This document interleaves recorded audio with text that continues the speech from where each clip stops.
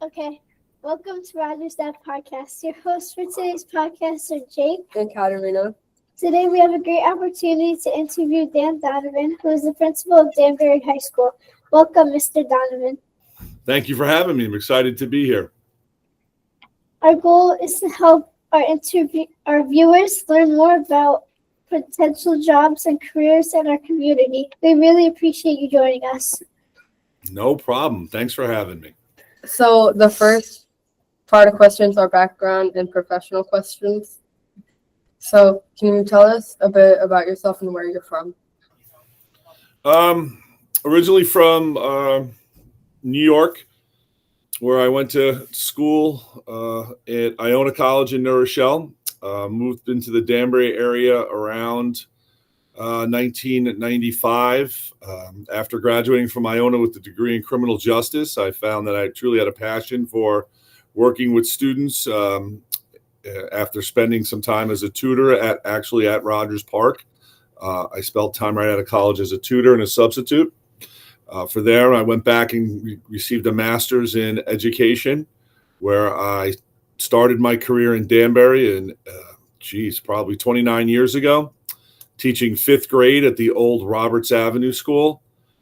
From there, I moved up to Broadview Middle School, where I taught science for 5 years, and then came to the high school as an assistant principal for quite some time. And now I have been principal of Danbury High School for 9 years. Can you describe your job as a principal of Danbury High?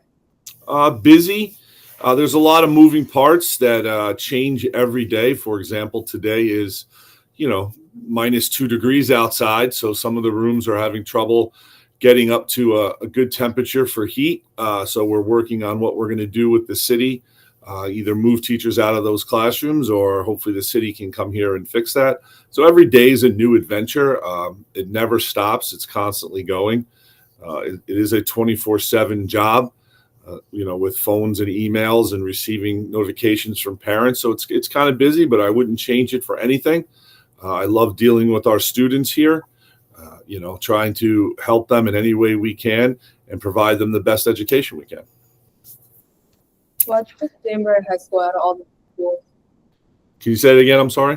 Why'd you pick Danbury High School out of all the schools? Kind of just the way it fell in. While teaching at Broadview Middle School, I went back and received my O92, which is the certification to be an administrator. From there, I was working as the administrator for summer school, and one of the assistant principals at the high school, unfortunately, was in a car accident that was going to keep them out of school for about 3 months. So they asked me if I wanted to stay up here and work as an assistant principal to gain some experience. I had only been teaching for about 11 years, so I was not ready to leave the classroom, but I saw it as a great opportunity to gain some experience. I came up here and started working as an assistant principal and fell in love with the place. It is the largest high school in the state of Connecticut. There is about 3,600 students here. It's a busy place, but I wouldn't change it for anything. What was your inspiration for deciding on being a principal?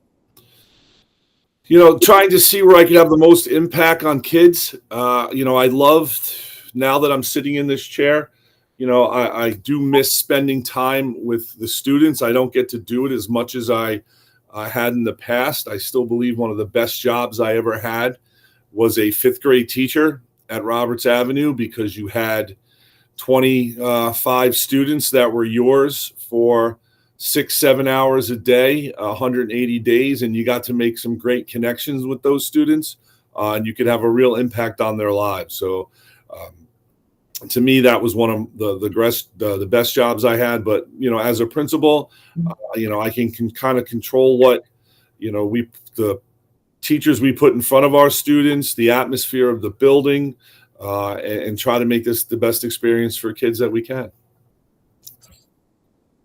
What qualities do you think are most important for student leaders to have? They have to be good listeners, number one. I think everyone, especially as student leaders, only grow up with a certain amount of experiences. Depending on the family makeup, depending on where you grew up and how you grew up, that builds your reality at age, if you guys are there at age 13, 14, and up here in the high school up into age 18 or 19, you have a limited amount of experience. So a good leader needs to have the ability to see things from different perspectives. Just because you may want something the way it is, you have to think about how it affects other students. We work very often in my job with what we call the Board of Governors, which is our student council. And even with them, talking about how we are going to be running certain events, how does that impact the whole school? Does it inclusive of everybody in the school, which is a wide net. So I think, student leaders need to have the ability to see things from different perspectives. What's your work schedule like as a principal? As I kind of mentioned, at school, it's, 6:45 probably till 4 in the afternoon. And it's really in 5-minute chunks. When you're a teacher, that you're teaching for, in our case, this block, which is 73 minutes. So I'm in control of what happens there. Yes, I do go into meetings or podcasts or anything like that, but a lot of time it's 5-minute increments, solving problems that are up with students, staff, or the building itself. And from there, it's just a quick paced until school ends at 2:00. So by about 2:30, that's when I can sit back down and bang out the emails that I received during the day, or work on some other projects that I may have. Can you describe the new high school that's being built? Sure. I think the biggest thing to understand is that while it's a new campus, it's still the same high school. We're still under all of Danbury High School. It's becoming the academies of Danbury High School, whereas the freshman year, all of the ninth graders come to Danbury High School. They go into what's called our Exploration Academy, where they begin to take a specific course on, what it's like to be at Danbury High School, the expectations for Danbury High School, and then they begin to learn about the different academies and pathways that they'll be choosing for 10th and 11th grade. The new campus, the West Campus, will have 3 of those academies over there, one of which is the new Green Academy that's being developed right now, but it's also Scientific Innovation in Medicine and Emerging Technologies are the ones that are going over there. It will take about 1,300 students eventually out of this school, making it less crowded here at the main campus. And it's a beautiful building over there, and we're redoing some parts of this campus to make it better. So it's a very exciting time here. What's the biggest challenge of your job?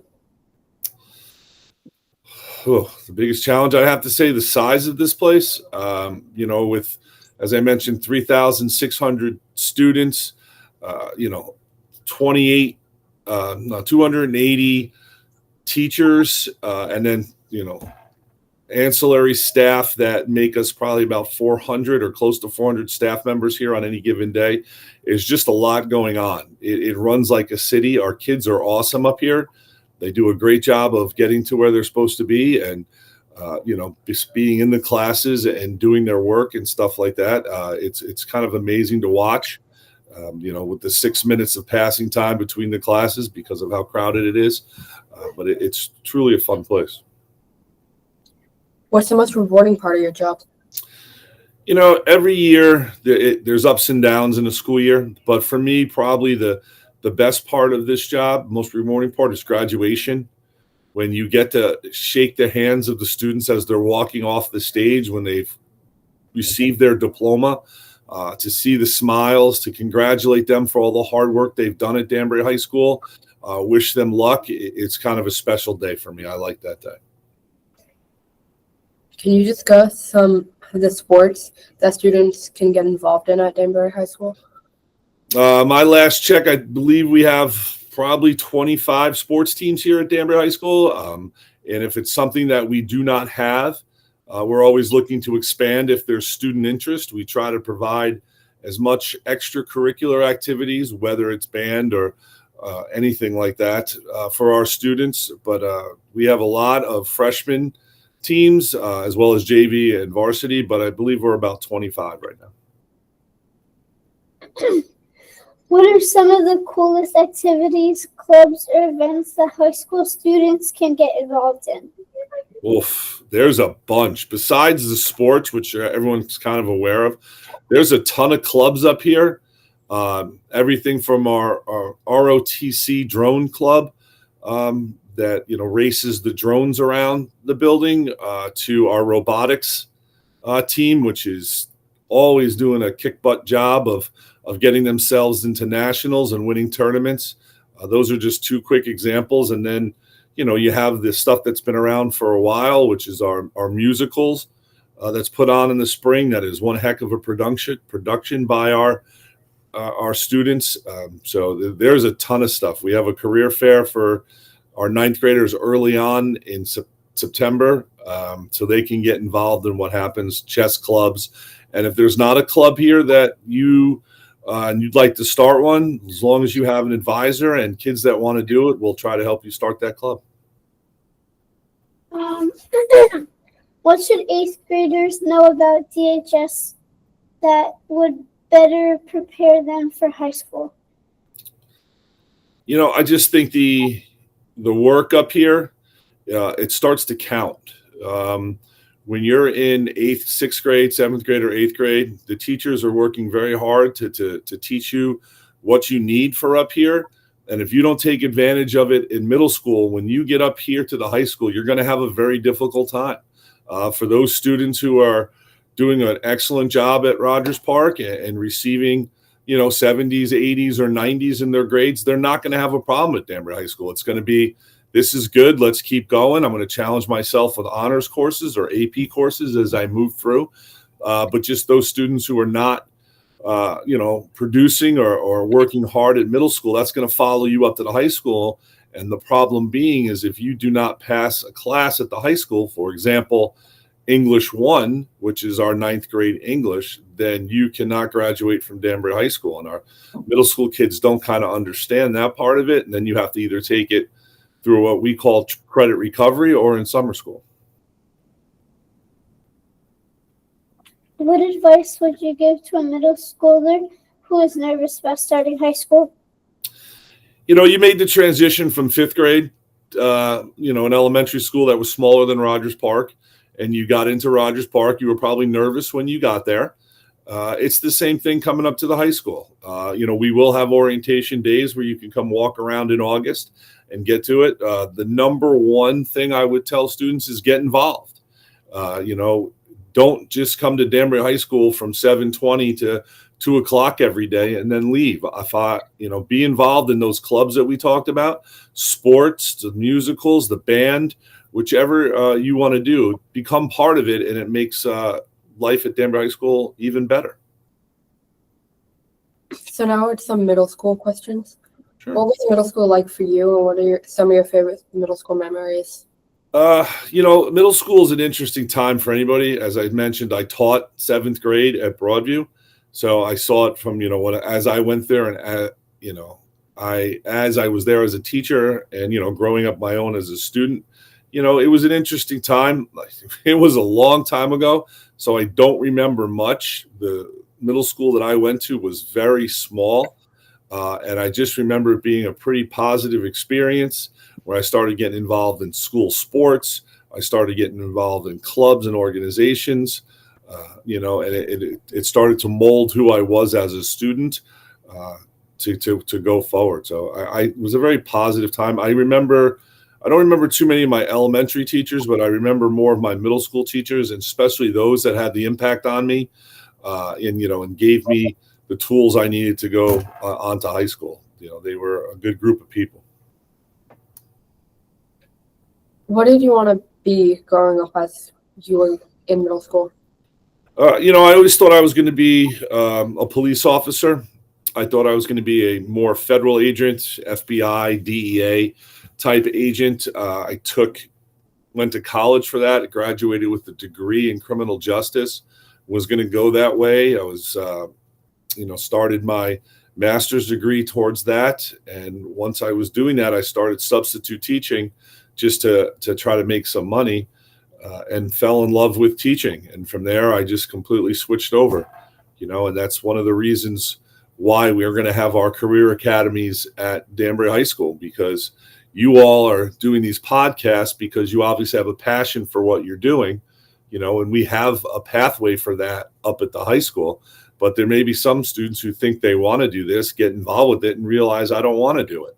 So the more we can, expose students to different careers and pathways, and hopefully they can make choices. They can go to college and maybe study something they either like or want to do. And, as myself as the example, I have a degree in criminal justice, and I had to go back and get a master's in teaching, or I could have possibly skipped a couple of steps there if I had gotten a degree in teaching. So, What advice would you give to a middle school student today? Be involved and be yourself. Don't give in to the peer pressure that surrounds you. I don't want to say feel sorry for middle school students, but for us, the pressures that were in school ended when school left at the end of the day, because we didn't have the social media or the phones that you all have to keep it going. The one advice, and I give it to the high school kids as well, is disconnect from that phone and that social media. Be involved in what's going on. Go outside. Join a team or a club or something. Be involved in face-to-face things with different students. Don't just be sitting behind your phone or your gaming console all day long. Get out and do things. We have some fun questions. All right, hit it. What did you love about coaching football at Danbury High School? What did I loved about it? Yeah.